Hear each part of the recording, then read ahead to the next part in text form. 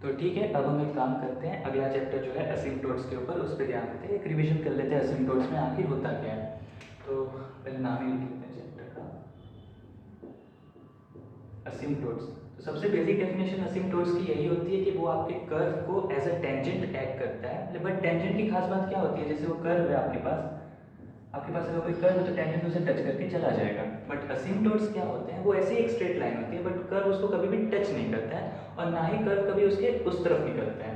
For example, जैसे आपके पास अगर फंक्शन होता है f of x equals to 1/x, इसका ग्राफ आप देखोगे और सिर्फ हम सिर्फ इसमें चलो एक्स की जो है नेचुरल वैल्यूज पुट करें, प्लस वाली वैल्यूज पुट करें, सेकंड इसमें नहीं आ रहा है, तो कर्व कुछ ऐसा जाता है। तो इस कर्व की खास बात देखो, कभी भी उस एक्स एक्सिस के इस तरफ नहीं आएगा, कभी भी वाई एक्सिस के इस तरफ नहीं आएगा। तो एक्स एक्सिस और वाई एक्सिस क्या होते हैं, इसके असिम्प्टोट्स कहलाते हैं। तो असिम्प्टोट्स में हम बेसिकली किसी भी फंक्शन के असिम्प्टोट्स फाइंड कैसे करते हैं। तो पहली बात, तीन तरह के असिम्प्टोट्स आते हैं।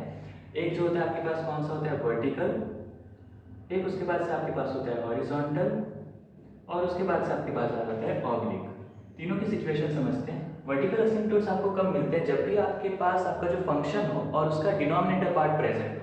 मतलब कि अगर आपके पास कोई ऐसा फंक्शन है, for example x square, x cube हो गया, एक्स स्क्वायर प्लस 2, ऐसे फंक्शन होंगे तो इनके वर्टिकल असिम्प्टोट्स एग्जिस्ट नहीं करेंगे।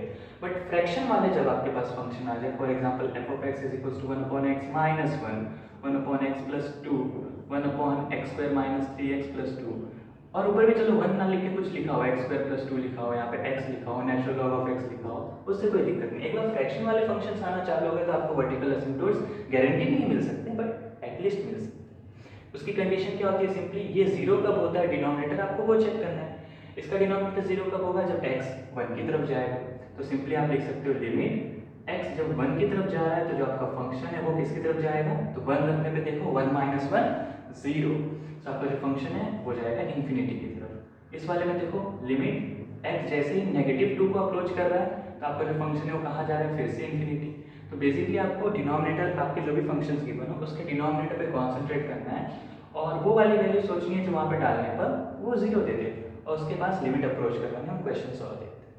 हॉरिजॉन्टल में क्या सिस्टम होता है, तो हॉरिजॉन्टल की पूरी कंडीशन कुछ ऐसे होती है, उसका पूरा डिपेंडेंसी होता है आपके जो वेरिएबल x है उसके पावर के ऊपर। फ्रैक्शन हो आपके पास, उसके न्यूमरेटर है और नीचे उसकी डिनोमिनेटर है, ऊपर न्यूमरेटर नीचे डिनोमिनेटर। अगर न्यूमरेटर की पावर जो है वो, टेबल बना लेते हैं यहाँ पर एक छोटी सी, देखो b यानी बिग, s मतलब स्मॉल। तो अगर न्यूमरेटर की पावर ज्यादा है और डिनोमिनेटर की पावर कम है, न्यूमरेटर की पावर बिग है और डिनोमिनेटर की पावर स्मॉल है, तो उस केस में आपको जो आपका हॉरिजॉन्टल असिम्प्टोट है वो नहीं मिलता है। हम देखेंगे कैसे। अगर न्यूमरेटर की पावर स्मॉल है और डिनोमिनेटर की पावर ज्यादा है, सॉरी डी आर नहीं यहाँ पे ज्यादा, बी। अगर न्यूमरेटर की पावर कम है और डिनोमिनेटर की पावर ज्यादा है, बिग है, और न्यूमरेटर की पावर स्मॉल है, तो आपको हॉरिजॉन्टल असिम्प्टोट मिलता है और वो फिक्स मिलता है y इक्वल्स टू 0। और थर्ड कंडीशन आ जाती है कि इक्वल हो जाए, मतलब ऊपर पावर नीचे पावर सेम हो जाए, तो वहां पे क्या मिलता है आपको, कोएफिशिएंट का रेशियो। कोएफिशिएंट का रेशियो, ये तीन कंडीशन होती है। या तो न्यूमरेटर बड़ा हो, डिनोमिनेटर की पावर छोटी हो, तो हॉरिजॉन्टल असिम्प्टोट मिलता ही नहीं है। न्यूमरेटर की छोटी हो, डिनोमिनेटर की बड़ी हो, तो y इक्वल्स टू 0 का हॉरिजॉन्टल असिम्प्टोट मिलता है। और बराबर हो जाए तो रेशियो का coefficient of the, sorry, coefficients का रेशियो मिलता है आपको। एग्जांपल देखते हैं हम, और ऑब्लिक मतलब उसको भी देख लेते हैं, y equals to m upon x, sorry, limit x tends to infinity y upon x is equals to m, ऐसे करके हमें ऑब्लिक मिलता है। एक एक एग्जांपल देखते हैं उसको तो क्लियर हो जाएगा। जैसे हमारे पास फंक्शन है, for example y is equals to x square plus 1 upon x plus 1, इसमें हमें सारे असिम्प्टोट्स चेक करें। सबसे पहले वर्टिकल पे चेक करो, डिनोमिनेटर 0 कब हो रहा है, जब x 1 की तरफ जा रहा है। लिमिट का क्वेश्चन है तो हम 1 को नेगेटिव पॉजिटिव दोनों से अप्रोच करेंगे। So limit x tends to 1 from the positive side, limit x tends to 1 from the negative side, इस फंक्शन में डालते हैं।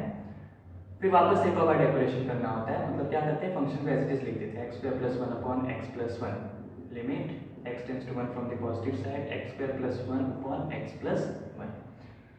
अब चेक करो, तो देखो जब हम 1 प्लस कर रहे हैं, इसका मतलब हम 1 पॉइंट को इस तरफ से अप्रोच कर रहे हैं, यानी हम 1.1 समथिंग वैल्यू रख के देख लो, सॉरी x प्लस 1 है ना, तो यहाँ -1, क्योंकि x प्लस वन जीरो कब होता है? जब x की वैल्यू माइनस वन होती है। तो माइनस वन के अराउंड पॉजिटिव साइड से आके देखेंगे और माइनस वन के अराउंड नेगेटिव साइड से। तो माइनस वन को जब हम पॉजिटिव साइड से आएंगे तो वैल्यू क्या आएगी? 0.99 समथिंग रख के देखो यहाँ पर 0.99 प्लस नेगेटिव 0.99 प्लस वन यानी कि समथिंग 0.1 आएगा और ऊपर तो खैर स्क्वायर है तो पॉजिटिव, तो इस टाइम पे होगा पॉजिटिव इंफिनिटी। लेकिन जब हम लेफ्ट साइड से अप्रोच करेंगे तो नेगेटिव 1.1 आएगा, नेगेटिव 1.1 प्लस वन यानी नेगेटिव 0.1, ऊपर पॉजिटिव नीचे नेगेटिव, इस बार मतलब नेगेटिव इंफिनिटी। तो आपके पास एक चीज तो पता चल चुकी है आपको कि वर्टिकल असिम्पटोट क्या है आपका? वर्टिकल असिम्पटोट है आपका x इक्वल्स टू -1। ठीक है, इसके हॉरिजॉन्टल असिम्पटोट की बात करते हैं तो ध्यान दो, न्यूमरेटर की पावर कितनी है? 2, डिनोमिनेटर की कितनी है? 1। तो इस बार आप सीधा सीधा देख सकते हो कि न्यूमरेटर की जो पावर है, power of numerator is greater than power of denominator. तो हॉरिजॉन्टल असिम्पटोट इसमें आपको नहीं मिलेगा। लेकिन ध्यान दो, ऑब्लिक आपको याद होगा कि अगर न्यूमरेटर की पावर डिनोमिनेटर से सिर्फ एक ज्यादा हो, यानी नीचे 1 है ऊपर 2 हो, नीचे 5 है ऊपर 6 हो, नीचे 10 है ऊपर 11 हो, अगर ऊपर की पावर नीचे से सिर्फ एक ज्यादा हो तो आपको ऑब्लिक असिम्पटोट भी मिलते हैं। देखो यहाँ पे ध्यान से, नीचे की पावर कितनी है? 1, ऊपर की पावर कितनी है? 2, तो सिर्फ एक ज्यादा है, मिलेगा ऑब्लिक असिम्पटोट। करते हैं यहाँ पे सॉल्यूशन उसके लिए।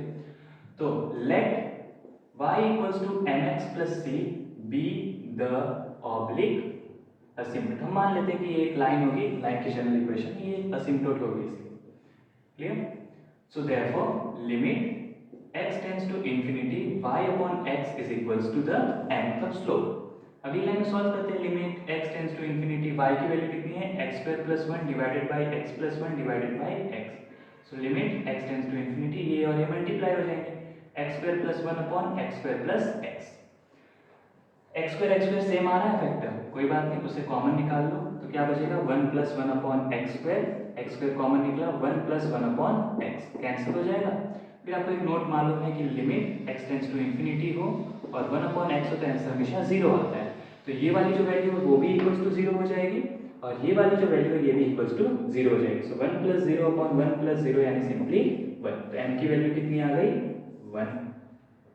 इसके वजह से दूसरा पार्ट क्या होता है? c फाइंड करने के लिए उसमें आप क्या करते हो? Limit x tends to infinity y minus mx और ये आपको देता है c की value. So limit x tends to infinity x square plus 1 upon x plus 1 minus m की वैल्यू कितनी है? 1। तो यहाँ m की जगह 1, सो सिंपली x बचा 1 into x। फिर क्या होगा? Limit x equals to x tends to infinity, यहाँ पर ये मल्टीप्लाई होगा तो देखो x square plus 1 as it is minus x square minus x equals to c। फिर क्या हो जाएगा? Limit x tends to infinity plus x square minus x square cancel, 1 minus x upon 1 plus x समझ लो।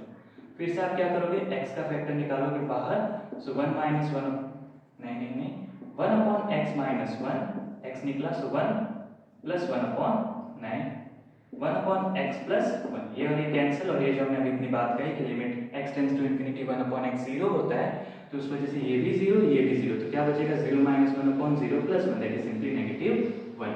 सो y is equals to mx plus c की जगह क्या आ जाएगा? x minus 1, क्योंकि m की वैल्यू 1 है और c की value minus 1। So y equals to x minus 1 आपका क्या है इस क्वेश्चन में? Oblique asymptote. क्लियर हुआ? Oblique asymptote. इसमें वर्टिकल असिम्पटोट फिर से हमें क्यों नहीं मिला? क्योंकि न्यूमरेटर की पावर डिनोमिनेटर से ज्यादा थी। फॉर एग्जांपल अगर नीचे x स्क्वायर होता ऊपर x होता तो डिनोमिनेटर की पावर ज्यादा है। अब उसका सॉल्यूशन फिर कैसे लिखते हैं? Limit x tends to infinity x plus 1 upon x square plus 1, ऊपर से x का फैक्टर लेते तो 1 प्लस 1 अपॉन x, नीचे से x का फैक्टर लेते तो x प्लस 1 अपॉन, तो यहाँ पे देख सकते हो आप x और x कैंसिल होता और x की जगह इंफिनिटी डालने पर ये चीज 0 हो जाती, ये चीज 0 हो जाती, तो क्या बचता? 1 प्लस 0, बट यहाँ पर x बच रहा है ना तो उसकी जगह तो इंफिनिटी और प्लस 0 यानी 1 upon infinity that is again 0। तो इसका मतलब जब भी डिनोमिनेटर की पावर ज्यादा हो, एक ज्यादा हो दो ज्यादा हो, बस ज्यादा हो तो सिंपली आपको क्या पता होना चाहिए कि y इक्वल्स टू 0 नाम का आपको हॉरिजॉन्टल असिम्पटोट मिलता है। क्लियर?